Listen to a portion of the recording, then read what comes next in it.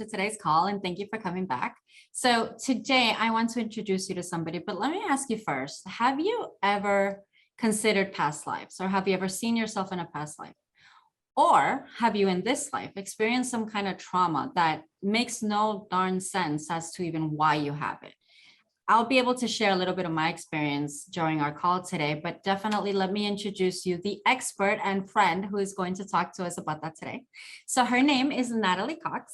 She is a Reiki practitioner, hypnotherapist, and past life therapist who transforms lives by helping people to overcome life-limiting phobias and past life trauma. She helps you heal your mind, restore your body, and free your soul. Natalie, thank you so much for joining us today. How are you? I'm good, thank you. Thank you so much for having me. What a welcome. No, of course. So I wanted to go ahead and when we connected and we talked about it and we had an immediate connection, this whole past life and traumas, let's just start from the beginning. How did you get involved? Where did you fall into it? How are you doing the amazing things that you're doing? I wouldn't say I was ever a spiritual person growing up, that's for sure.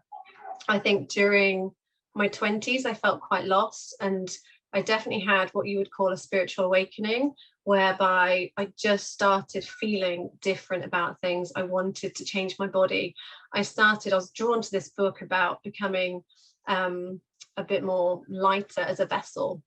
And it talked about becoming a vegetarian and, stopping eating meat and changing your diet so that you could maybe be on a different energetic frequency, basically, and maybe communicate with angels and things like that. So I changed my diet, I changed my lifestyle, that kind of thing. My belief system started changing, my taste in things, the things I wanted to study completely changed. I studied Reiki. I obviously did hypnotherapy as well. This was back in 2008.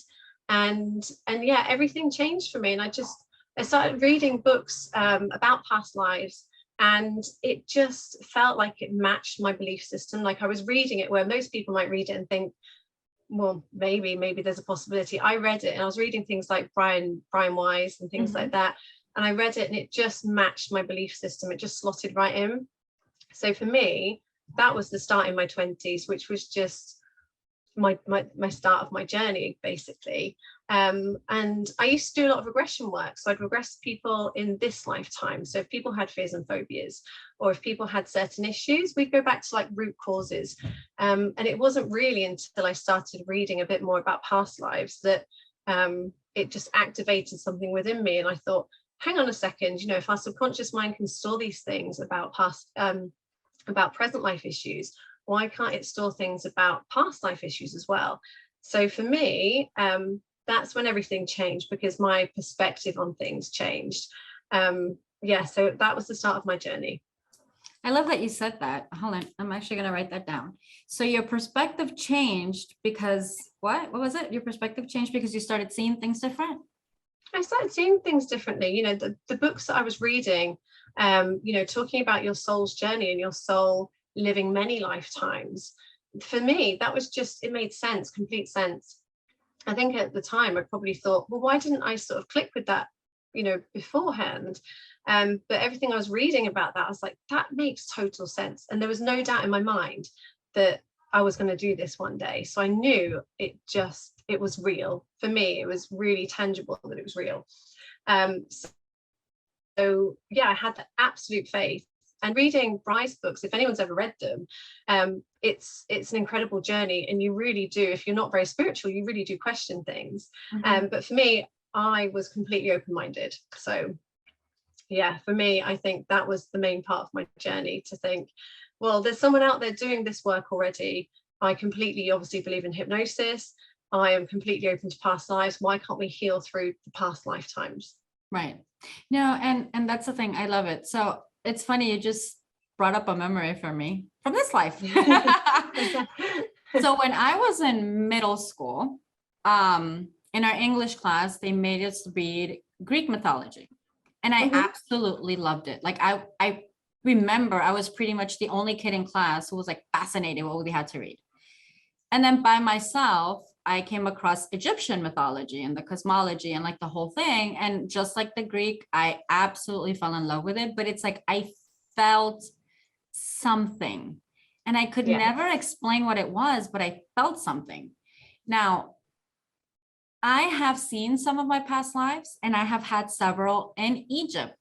And once I made that connection, I was like, oh, that's wonder. No wonder I felt that. Like I have seen myself in Greece as well, but it was more that strong connection with Egypt.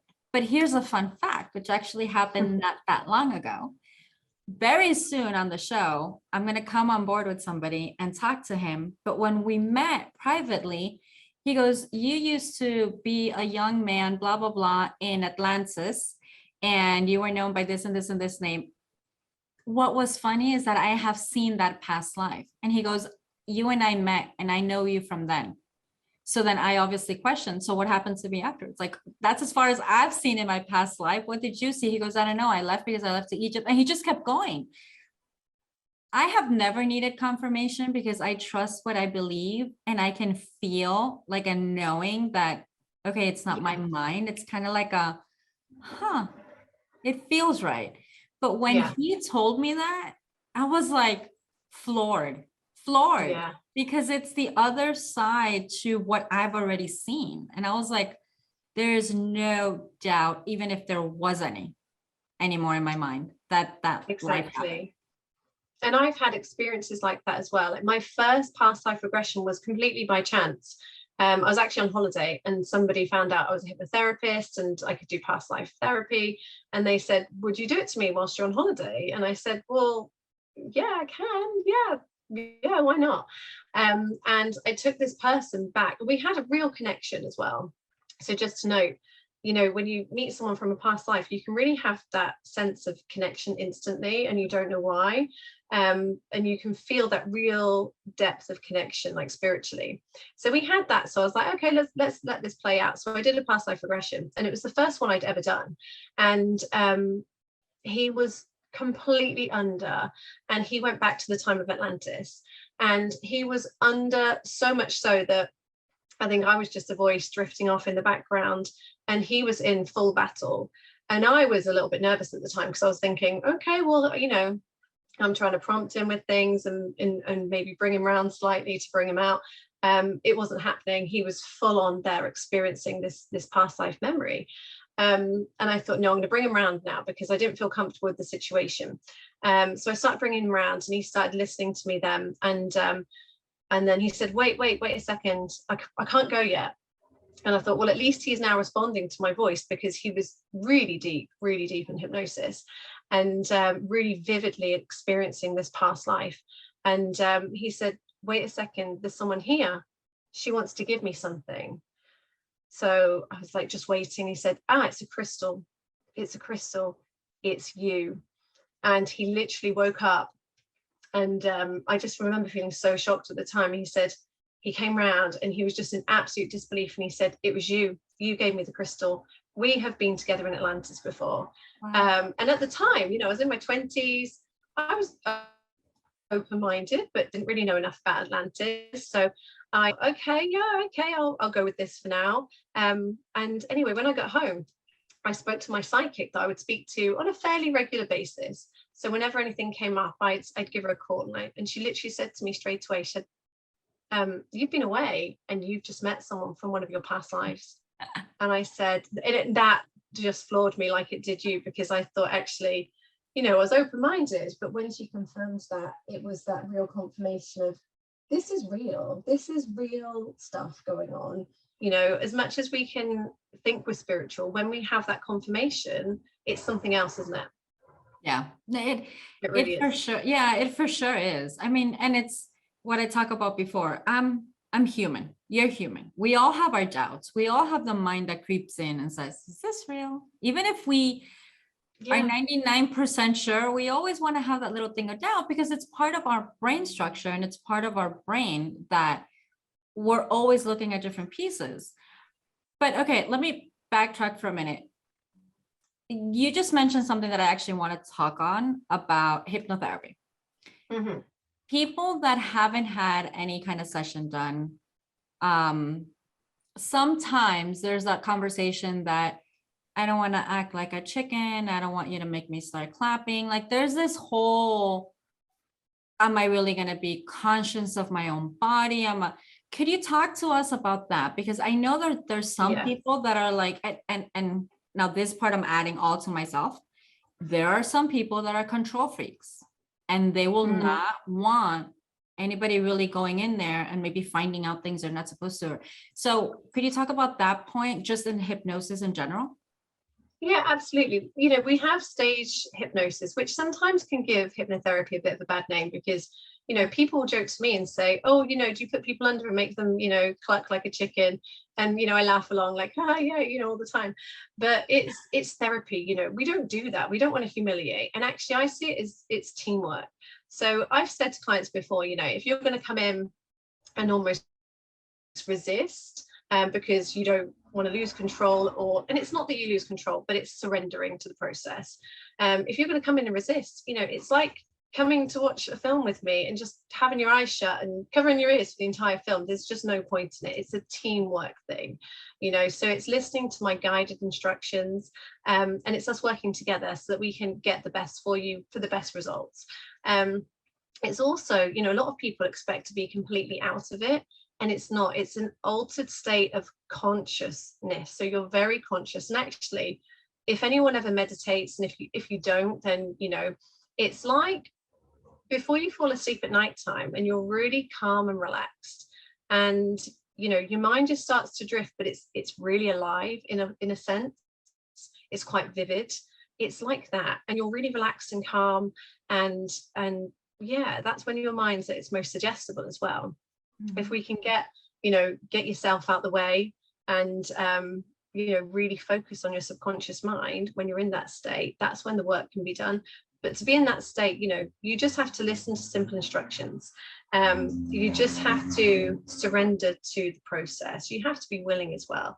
A lot of people might say, you know, I want to give up smoking, but actually they don't really want to. They just don't want to spend the money on it anymore. Or, you know, their full desire, their full drive isn't there. But you need that person full on board for their change, whatever it might be. But they are completely conscious, but just in an altered state of consciousness. And it's a really pleasant experience to be in. And I can imagine when you come out of it, you're just nice and relaxed because you're physically going through a process that is similar to meditation. It's just a relaxation in order for us to relax our mind, correct? Absolutely. And actually people come around and they feel lighter because of the work that I do. And we do a lot of release work as well. People feel a lot lighter. People feel a shift, you know, a change in themselves. So they come around, they're really calm, maybe sometimes a little bit groggy because they've been in that altered state. But they come around, feel a sense of inner peace, because that's what we work towards at the end of the day, releasing things so that they feel that sense of inner peace.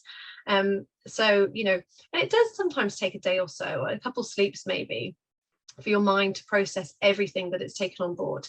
And then you find that, you know, the person will have that first sleep and they wake up and they do feel that change. They feel lighter, they feel brighter, and they feel changes are happening already like that quickly. Right.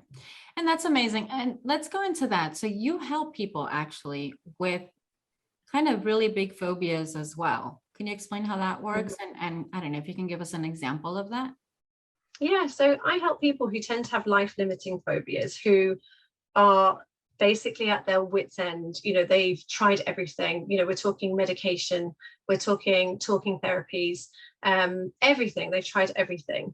And at the end of the day, you know, it's sad to say, but sometimes thinking about past life therapy is their last, like literally it's the last thing they would ever consider doing. But when they've exhausted everything else, they think, well, I might as well give it a shot.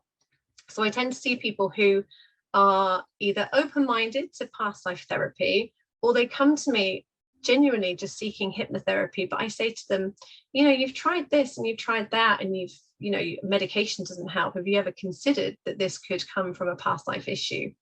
And most of my clients are pretty open-minded, and they'll say, well, yeah, I'm open to that. I'll do whatever. You know, they're ready for the change, the shift.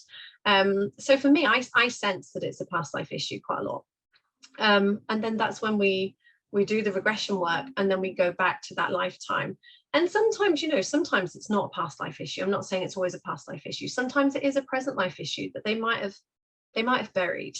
I'll give you an example of a past life issue. So chronic pain is another thing. So I've had a client that had chronic pain from as early as she could remember. And it was from her hips all the way down through her legs, in her feet, just all the way down through. And she never remembered a time as a child where she didn't have it. And she's in her late 20s now. So she tried everything. She'd been to the NHS, she'd been to her GP, she had tried medication, she had tried electric shock therapy, she had tried, she'd even tried, I think, to take away the pain, because the pain was quite severe. She'd even tried stabbing herself with forks to sort of take the pain away from the other areas, which I think, if you've got that level of pain, that's such an extreme thing to do, to inflict pain on yourself, to take away the pain. But that's the position she was in. So for hours in a day, she would literally have a TENS machine on her to try and take away that pain. She actually came to me for a completely different issue. And we looked at that. And then I said to her, this pain that you've had, because she couldn't sit or lay down properly. Sleep was an issue, like all the things that you just take for granted. I said, have you ever considered that this could be a past life issue as well? And she was more than up for seeing. And she went back to a lifetime. So we set the intention really clearly to go back to a lifetime, which would explain why she was holding this pain in her body. And she went back to this lifetime where she had rickets. In that lifetime, she had a walking stick. She was in extreme pain and discomfort, couldn't walk properly at all, had lots of younger siblings she had to take care of, and mum wasn't around, sadly, so it was just her looking after the younger children, living in really, really poor conditions, like absolute poverty. But her father figure in that lifetime, because she doesn't have one in this lifetime, her father figure in that lifetime was giving her so much love, so much comfort, so much attention that she didn't have from anywhere else. And actually, because we've done a few past life regressions, she doesn't have that role model and that figure in some of her other lifetimes. So her subconscious mind really did hold on to the love that she had for her father in that lifetime. And so the mind, and this is how the subconscious mind can work, which it sounds illogical, and it is, but the mind said, well, hang on a second, in this lifetime, if I create that pain in your body, we can have that person caring and looking after you, and you'll feel fulfilled again. Which, obviously it didn't work out in that way, but the pain was created by her own mind, so that she could have that love, that care that she just simply didn't have and was missing. So when we realized this in the past life regression, it was so powerful. It was really emotional. And when she came round, her body was quite numb anyway because of the hypnosis, but as that settled in after like a day or so, she was just an absolute shock. She said, my pain has gone, like it is gone. And all the pain that she was experiencing was like present life pain that probably had built up through all of these shock treatments and things that she was doing to herself. So she had the present life pain remaining, but not that constant past life pain. Wow. And that's how quick it was, like so rapid, the transformation. And like you said, sometimes it's illogical what our subconscious does. I wonder, and I don't know if you know the answer to this or not, I'm not putting you on the spot, but I wonder, since I believe in all the things spirituality and we have soul, I wonder if it's our subconscious, aka our soul, that really wants to remember that, like that, and they're the ones that learn the lesson. Okay, hold on, I'm the one messing up here, because like I'm getting the answer myself, like behind me. It's not the soul, it's the subconscious. So what part, this is the question. When we go into a hypnosis state and we talk to our subconscious, is that like a lesser level than our soul? Do you think that? Yeah, I would say the subconscious mind is part of the soul, definitely. Because I think in my mind, it's definitely part of the soul. And you could call it the soul. You know, when I'm working with a client, I don't necessarily just think I'm talking to someone's subconscious mind. I feel like I'm talking to their soul, which is why I, you know, talk about the fact that I want to free their soul, because their soul has been burdened by this ailment, whatever it might be. So yeah, why not? Why can't that be the same thing, you know? Because it is, you know, we have our higher consciousness as well, which is part of the soul. I think that's where my mind is going. Okay, so the way I view things is like source, and then we started fragmenting. I think the subconscious for me is like, you know, one of the lower fragments. But I think that's where I just in the last 2 minutes got mixed up, as in, well, who's the one that's remembering? Because it's true, like at this point in time, it's illogical that we would want to cause ourselves pain in order to feel that. And yet subconscious still does it. Like, wow, we would have never thought of that, especially, you know, think that it's pain now. So I think that's the beautiful work that you're doing. I mean, you're able to really help people literally with horrible pain and suffering. And it's not just the physical, but like you said before, it's the phobias as well. I'm going to share something. Sorry, I'll share something real quick, and it's it kind of is and it isn't. I don't know if something happened in a past life or it was something from this life, but growing up, I was terrified of dogs. Terrified. I mean, to the point I never learned how to ride a bicycle. Still to this day guilty, but just because now I haven't chosen to. There's still time. Yeah, with my little wheels. But I wonder if some of the fears that we have as in childhood and then we outgrow, are they always necessarily from this life, or could it possibly be from a past life and then somehow we overcame it? Does that make sense? Yeah, absolutely. I mean, I do think you can overcome fears and phobias with your own sort of inner strength and experiences and support around you. Absolutely. But some I think can be so powerful that that sometimes you might send a really strong message to your soul going forward, to your subconscious mind, whatever we want to call it, going forward into other lifetimes, because our mind wants to protect us at all times. It doesn't mean to be illogical. It doesn't mean to do things that are going to cause us, you know, the upset and disappointment. It actually wants to protect us. It always has good intentions. So I'll give you an example. You know, I have a lot of clients who suffer with anxiety because of present life issues. You know, obviously we've been through a pandemic, and you know, I have clients that sometimes won't leave the house. They don't want to go out because the outer world's a scary place. And what's happened there is basically their mind has said, outside is scary, inside you feel safe. You know, so what we're going to do, and sometimes it can work quite logically like this, because outside world is quite scary, we're going to keep you in. And then we start developing this fear of going out, because then staying in is safe. Okay, so that's fairly logical, and that happens quite a lot. That's, you know, something I treat frequently.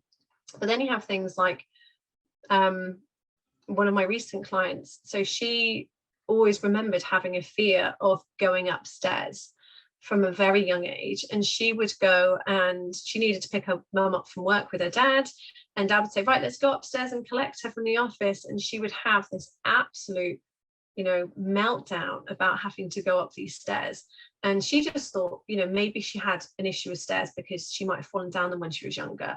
Her parents said they never remembered anything happening when she was young, and so sadly she went on living her life with this absolute fear of stairs, but it grew into open spaces as well, and anything actually where she was going up. So going up over a bridge, going up a hill, you know, even the slightest incline.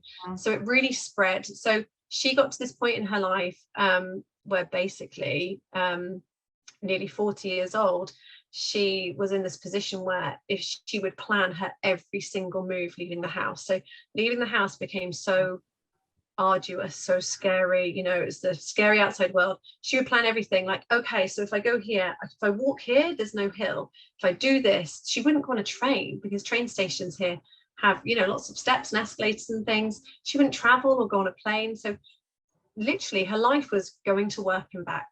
Oh my goodness, I've got an appointment with the dentist. if I go up the stairs, she would self-medicate to be able to go up a set of stairs. Like Wow. it was really life limiting. And she mentioned to somebody who, and I love synchronicities like this, and I love the connection. She just said to somebody at work, I must have done something in a past life to be like deserving this life. And funny enough, the person she worked with, I know, and is a friend. And she said, well, I know someone who can help you with that. So here's her number, contact her. Anyway, we went back to a lifetime, like instantly to this lifetime where she was in the 1500s, I believe. She was on a farm. She went up like a ladder up to, it's almost like an outhouse style place with a candle. She was taking it up and she fell. So she fell all the way down to the bottom, but she didn't die there. And the suffering in that lifetime was that she was paralyzed. She was in bed until the last of her days. So she died shortly afterwards, but she suffered literally in this paralyzed state. Wow. Obviously, you know, medical care back then, it just wasn't around. So she died in the worst state with somebody looking after her, but she passed away. And I always take my clients to, and it sounds really morbid and scary, but it's not at all. They view it from above, and they go to their deathbed, and I say, just before you pass, what's your message for yourself for this lifetime? And it's always the most powerful thing. It's the most healing point of the regression. And they can always say the message, and hers was clearly, don't go upstairs, you will die. That was the message that she had sent to, well, across lifetimes, as I believe it. So when she was born into her next lifetime, she had that permanent message of, don't go upstairs, you die. And that was held so strongly in her subconscious, her soul, that, you know, her mind was trying to keep her safe. So it developed this terrible fear, Right. which was meant to keep her safe. Her mind was trying to keep her safe. But obviously, you know, as we both know, that just created this life of misery, absolute misery, and you know, having to control every single move, and, you know, just no happiness at all. So once we released that, we did a lot of work on releasing, because actually she was still holding on to that message. And I said, you know, I want you, as, you know, your present day self, to have a conversation with that previous you in that past life, and you tell that person how you're suffering now in this lifetime. So she had that really personal moment, and I said, what's your message now? And we did a lot of release work around the fact that, okay, so everyone who, you know, goes up a set of stairs, do they die? No, they don't. So we really unpicked it. And anyway, when she came round, there was this huge shift. And where I practiced from, we've got a set of stairs, and obviously I didn't take her up to my normal treatment room because she wouldn't have been able to make it up. So we were in a downstairs room, and I said to her, right, hop off the couch then, go and try. And she was like, what, now do I not need to wait? And I said, go and try it, go and test this out. And she literally walked towards the stairs. I mean, she hadn't been able to do stairs without self-medicating and having panic attacks for years. And she just walked up this set of stairs that had this clear like glass along the side as well, so her worst nightmare. And she just started walking, and I walked behind her, and she was just in absolute disbelief. She walked all the way up, and at the top, so you have to go around the stairs, and at the top there's a landing, so very similar to like the past life issue. There was a landing. She walked up and she stood, and she was just in shock, looking out a window at a hill. And she'd never been able to walk up a set of stairs and look out a window. That height thing she could never do. And then it was beautiful after that. Her husband came to pick her up because, you know, she couldn't have gone anywhere without him. And they were just in shock. He was crying. It was just so emotional. And she's just living her best life now. She's off doing everything she wants to do. You know, she's never been able to travel and see the world. And now she can do all of that. So it's so important to me. I do feel like it's a calling. I do feel like it's my life purpose. And it's just so good to see that transformation. And it definitely is beautiful, because like you said a little while ago, so many things we take for granted. People that don't have those issues, whatever the issue or the problem or the fear, I drive everywhere. I don't think about, am I going to cross over a bridge? Am I going to do this? Like, those are not things that I plan out during my day. I couldn't imagine her spending her entire life planning out her day, thinking of even the locations of where she had to go. I remember my case with the issue with the dogs. I mean, fast forward now, I have healed that. I don't know how, but little by little it went away. But I remember as in my childhood, I wouldn't want to go to a friend's house, even if I thought they might have a dog. But now as Yeah, an adult, it's kind of like you never know where you're going to go. Stairs, elevator, a bridge, a hill, just unexpectedly okay, first of all, I can't imagine not being able to travel. Let's be honest. no. But that's, Exactly. yeah, but that's the life that we're in now, and that you're able to help them from a past life issue, I think is unbelievable Mm. work. I really do. I And we need to look into the dog thing for you as well. We need to look into it, and just, I know I you've overcome it now, but there's always healing in that. no, Just no, you and I are going to revisiting work that on a few memory. things with me. Yeah, definitely. Absolutely, anytime. Yeah, no, but I mean, I absolutely, again, I think it's amazing the power of our mind, not even Hmm. speaking of the power of what spirituality is, because so many different experiences, and let's not even talk about the negative, just the fact of being able to go to somebody like you and confirm, like we talked about at the beginning, a different past life and understanding yourself more. Like my own Hmm. vision of seeing my past lives in Egypt confirmed the why I have the fascination I do with Egypt. So it's getting to know different parts of ourselves in many different ways, in many different aspects. And I think hypnotherapy is the best way to probably do that in a conscious or subconscious way towards this life, so that we could always improve and grow. Because I think for all of us, the point is to keep growing, and the point is to keep in evolution, Absolutely. whether Hmm. it's this lifetime or whether it's the lifetime of our soul. I mean, however, it's always to keep learning and ascending and understanding ourselves and understanding each other. Exactly. And we haven't even talked about the karmic element of things. But if we're always growing and expanding, then we are learning in life, and we are balancing out karma from maybe past lifetimes, or even current lifetime karma.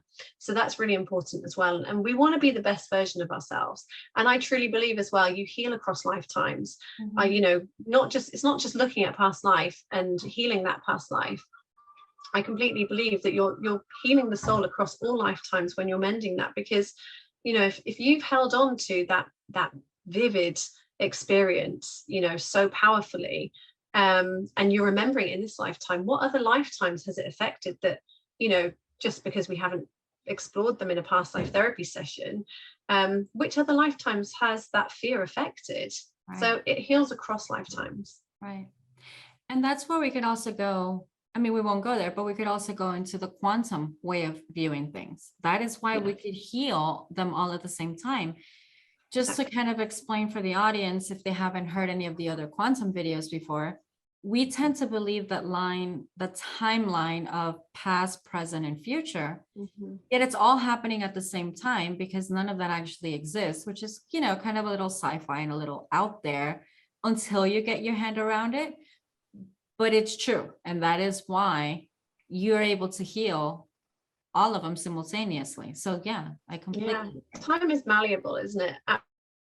Absolutely. And it is hard for us to get away from that sense of time being linear. It Mhm. really is. But if we think of it in terms of almost like the infinity symbol, like everything's just going on at the same time, um, you know, sometimes our soul will split as well, so that it has that learning journey, which is another thing that, you know, tends to blow people's minds a little bit. But your soul can split. So you actually can not just be learning about, one type of lifetime and balancing your karma, or learning whatever you need to do to ascend and to expand. You can be learning something else at the same time, but multiple lifetimes. Right. So, and that's where it comes into healing across those lifetimes as well. So yeah, so quantum things, I think, can really test people's, not belief system maybe, but it's hard to comprehend that, isn't it? It took me a few years. It honestly took me a few years. So when I did my studies way back when, and they started talking about the holographic universe and this, I would just look at the book and be like, I'm reading English, but I'm not comprehending. Like, what are they talking about? Now I'm like the biggest nerd. Like, I'll go work out listening to a quantum physics podcast, like, because you Yeah. grow, you begin Yeah. understanding little by little. And that's the thing. And again, the purpose of all these conversations in this talk show is to meet people where they are, because you can't just expect everybody to, understand everything right away. But the part that I want people to understand is literally every little bit that we do helps so many parts of us, including all these different lives, and more than likely lives into the future. Absolutely. Absolutely. Yeah. I mean, for me, it was a gradual process of learning. It was a gradual journey of hypnosis and then regression for current life issues, and then that naturally progressing into past life, and then the belief system of actually we're healing across lifetimes and time is not linear. So for me, it was really gradual, and it all made sense. Yeah. It's a beautiful journey, definitely. It really is. And the other part that we haven't talked on, which I believe strongly in, is it also helps us see different perspectives. Mm-hmm. I'll give you an example of somebody that I studied with. So I started hypnotherapy. I don't practice it, quite honestly, but I did study hypnotherapy. And in our class, one of my friends, I'm trying to remember his height. He's like a 6 foot something white male, obviously in this lifetime. And when we were sharing our experiences, it was hilarious because besides that, he's a joker. He was like, well, I just learned what it was to learn to be a Black woman wearing, he didn't say stilettos, but he said something similar, like heels. He goes, damn, I don't know how you people walk on those things. Like, he had the full on body experience, because when you connect, it's a knowing, like you feel it. And I can say Yeah. that because it's happened to me. But it was funny because, that was his experience and he made a joke out of it. But it makes it clear that my whole belief in spirituality is that we're all one. Unfortunately, there's still a belief in separation, not only from God and from source or whatever we want to call it, but from each other. Mm-hmm. And by this 6 tall white male learning that he was in a past life a Black woman are things he could never compare in this lifetime, because he's neither Black and he's neither woman. But now he has absolutely. a memory and he sees it, and he said it within minutes. Like you said, it's instant. He said it within minutes. He goes, wow, like I have a completely different perspective. Not that he was ever gotten or for, but it's a knowing now. I was that before, just like I could have been, bald and fat. I mean, it doesn't matter, but it's getting the perspective of being in somebody else's shoes, but they're still your own. Does that make sense? Exactly. And there is such different perspective, and just to touch on this as well, we might have had past lives as a different sex, we might have been, I know for me in a past life, I was male. And that was in a recent past life as well. And actually, it has been suggested, which makes complete sense as well to me, that people have these, identity issues, identity struggles sometimes, because they can relate to being male, they can relate to being female, because they change their role, because actually through changing your role, whether it might be, being a mother, being a father, being a child in that scenario, by changing those roles within your soul cluster, you have that growth and understanding and perspective. And actually, because people are changing their gender more often, people are having the gender and identity issues where they're questioning, I feel feminine, but I am physically masculine, and it's because I really believe it's because, well, people have experienced both. So you have that identity within you, it's stored within your soul and your subconscious mind. So people might feel both. And that's like it's a big current thing now, isn't it? That people aren't sure how to identify themselves. And I think in the future, it will be just an understood concept that, well, this is how I identify, because in a past life I was female and actually now I'm male. So I have that perspective and understanding. So I don't know what your viewers and listeners might think of that, but it's something for me makes complete sense. Yeah. And again, we're here to share our own experience. We're not going either way, but it makes sense Exactly. because I've had experiences like I'm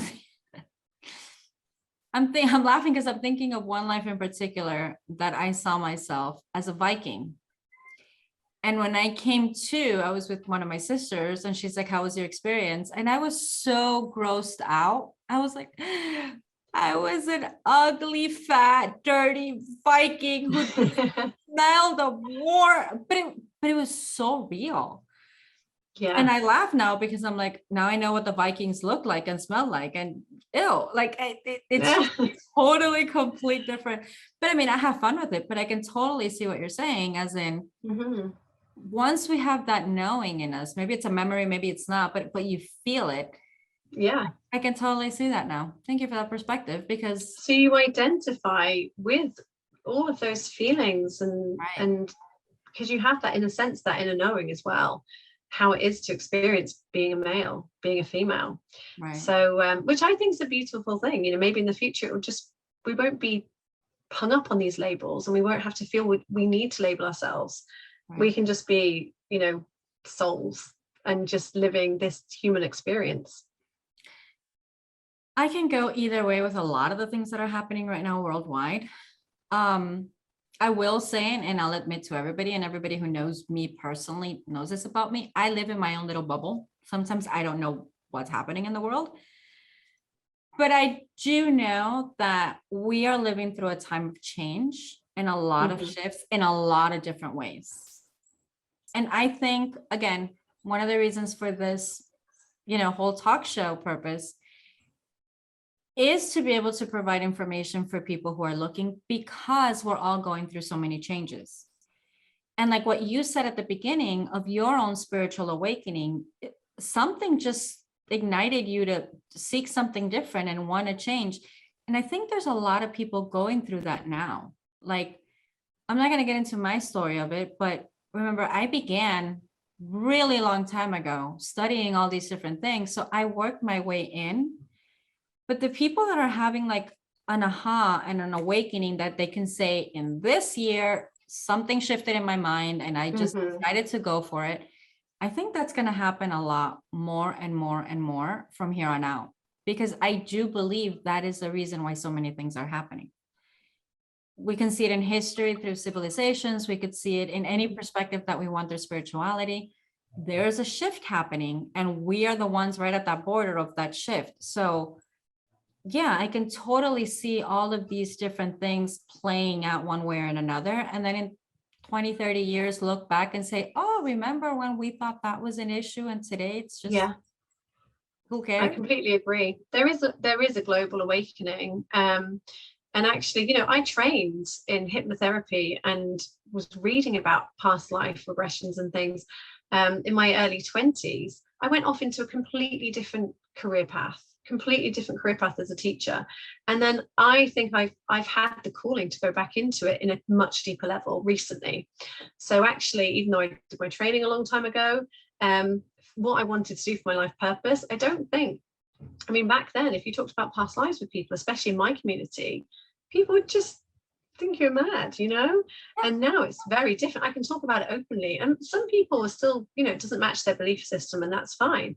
Some people still question it and it's not for them, but there's definitely, I don't know, a higher consciousness at play with everybody now, where they are more open to these things.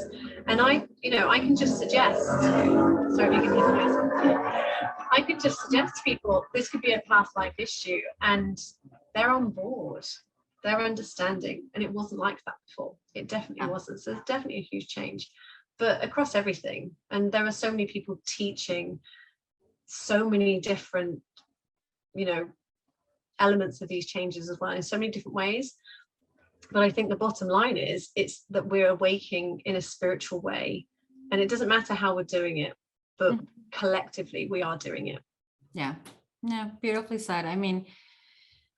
All of us can wake up in a very different way into spirituality, but my main definition is, if you're waking more into yourself, that is spirituality enough. Your true authentic self. However you get there, you want to go through religion, you want to change religion and try another one. You want to try hugging trees, you want to connect to the nature, whatever actually gets you to your authentic you, that is what we're all aiming for. Exactly. Eventually, if not everybody is quote unquote woken up, but the more of us that are, and the more free conversations like this we can have, the easier we make it for people. Because I remember way back in the early 2000s, late 90s, I was hunting all the metaphysical new age little stores I could find for new materials and new books. Now we go to Amazon and there's thousands of them. We go to any Barnes and Nobles, or go to any bookstore, and they're freely open. It wasn't like that, like you said. It really wasn't. Yeah. And a lot of the things are very taboo. A lot of the things are very taboo. It has changed. There's so many things and so many free apps that you can use as well that have so much powerful information on. And, even things that I'm still learning about, you don't know what you don't know about. And there's so many things that I think, what's going on there? What's this about? People are talking about these new age things that are even new age for me. And I'm listening in and thinking, yeah, I like that. I can buy into that as well. So it is a learning curve for us all, isn't it? Yeah, no, it definitely is. And we keep learning. And the thing is, if we find out about something and we learn it and it doesn't go with us, okay, cool. It doesn't have to go with everyone. No. There's so many more things out there. And like you said, there's so much more and new information coming out. Like if we take the conversation to a woo-woo level, there are so many energetic light codes and things happening that other people are channeling at this moment. And new information that has not been said so publicly in the past, that more and more people are speaking about now, about cosmology and about a whole bunch of different things. It's all a matter of finding out what's out there and what feels right to you at the moment. Exactly. It really is. And we're all on our own individual journey, aren't we? Yeah. In a journey that's like, yeah, definitely. But it's learning. It definitely is. Well, honey, we need the downs. Yeah, no, What's definitely. That, sorry? No, I was gonna say we're running out of time. Is there anything else you'd like to share with us that we can roll into the conversation, and definitely let us know where people can contact you? Okay, yeah. So my business is healingthroughtime.co.uk. If people want to get in touch, please contact me there. And basically, I think my message is, be your authentic self. But if you want to discover your past lives, it doesn't have to be that you have an issue or, a phobia or chronic pain. It doesn't have to be that way. It could just be that you want that perspective that we spoke about. And, if you are ready to explore to that depth, then have a past life session, because it really does bring such a magical perspective on your current life. So explore, see how it affects you, and you will have this shift in this lifetime, which you can't put into words. You really can't. Very true. And thank you for everything. The conversation has been amazing. Thank you so much for having me. Of course. And everybody, the information, her contact information is down below. Just go ahead and contact her, even if you have just curiosity. Even like she said, it doesn't have to be a past life thing. I'm the first one I just dig in for curiosity.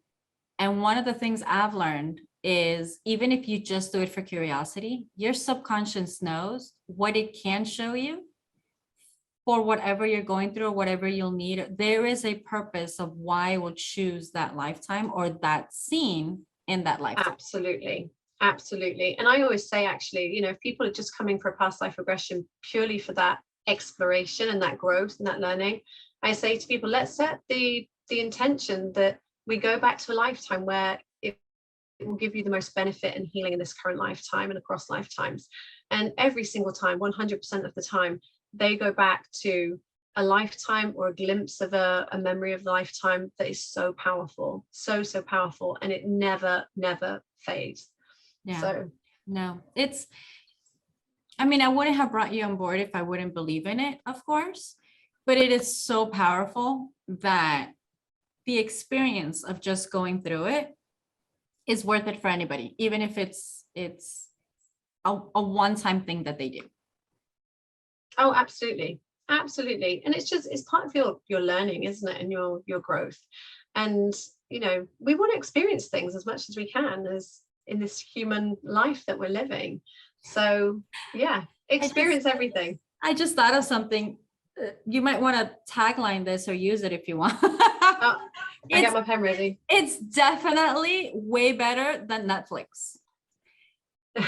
If you can see your past life and then see all of those progressions, it's like your own personal series. Like it really could be so entertaining. Besides the learning and the healing, it really could, at least that's how I see it. It's just so entertaining for me that, yeah, I just thought about that because let me go Netflix in my head.